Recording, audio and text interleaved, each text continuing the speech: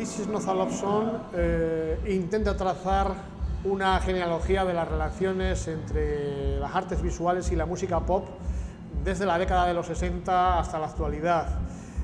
y pone especial énfasis en aquellos momentos en los que los músicos y los artistas generaron su propio feedback.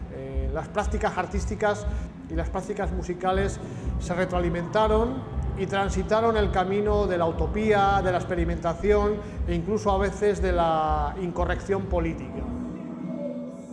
Hemos partido un poco de la idea de que, sobre todo a partir de los años 60, hay toda una generación de músicos, pero también de artistas que se han educado desde un punto de vista afectivo con una nueva iconografía. Es la iconografía que genera la música pop, pero es también la iconografía que genera el nuevo arte que se está produciendo en esos momentos.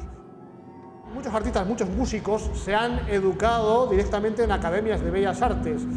y ha habido a lo largo de los últimos 40 años pues muchos ejemplos de artistas que colaboraban con músicos y de músicos que en muchos casos tenían una formación como pintor, como escultor o como videocreador.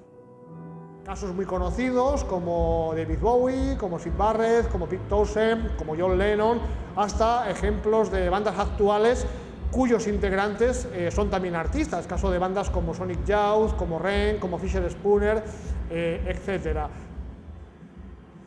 La exposición se centra en aquellos momentos en los que arte y rock and roll generan obras en las que es muy difícil saber dónde comienza el arte y dónde comienza la música pop.